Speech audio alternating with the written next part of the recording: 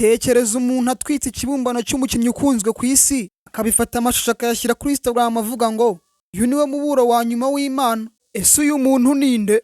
Yaragamije iki? Kandi se kuki byabereye ku ivuko rya Cristiano Ronaldo?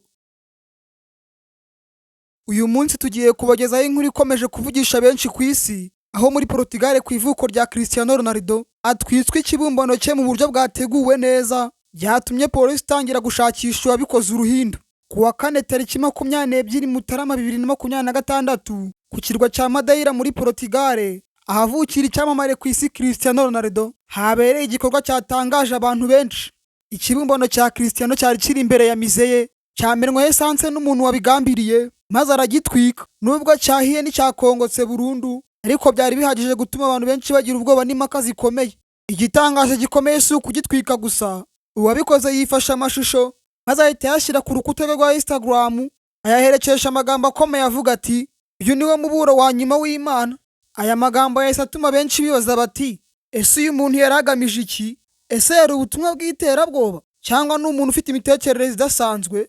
Polisi yo muri Portugal, by'umwihariko polisi yo ku kirwa cya Madeira, yatangaje ko uyu muntu yamaze kumenyekana. Yongeyeho ko atari ubwa mbere akoze ibikorwa nk'ibi, azwi mu nzego z'umutekano ariko atarafatwa kugeza ubu. Ibi byatumye inzego z'umutekano zitangira kumushakisha uruhindu, kuko iki gikorwa gifata nk'ikibasira umutungo rusange w'icyamamare gihagarariye igihugu. Uhagarariye mize yavuze ko iki kibazo kiri mu maboko ya polisi, yanze kugira byinshi yongeraho, agaragaza ko bifuza ko ubutabera bwakora akazi kabwo nta gitutu. Cristiano ubwe ntaragira icyo atangaza kuri iki kibazo, ariko abakunzi be hirya no hino ku isi bagaragaje uburakari n'agahinda.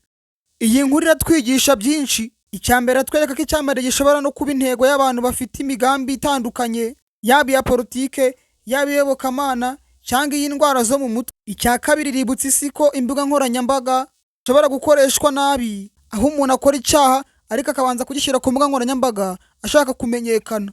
Ikibazo gikomeye ni ese ko umuntu yakwifata amashusho arimo akora icyaha akayashyira kuri Instagram, ntibigaragaza ko ashaka izina kurusha ubutumwa avuga?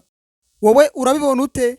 Ese utekereza ko yaragamije iki? Ese ni ubutumwa bw'iyobokamana, gushaka kumenyekana, cyangwa ikindi kintu gikomeye kurushaho? Andika igitekerezo cyawe muri komenti. Niba ukunda izi nkuru zisobanuwe mu buryo bwimbitse kandi bw'umwuga, kanda follow na subscribe, like, sangiza iyi video n'abandi bakunda izi nkuru zigezweho ku isi, kandi wibuke duhora tuganira ku izi nkuru zidasanzwe. Murakoze.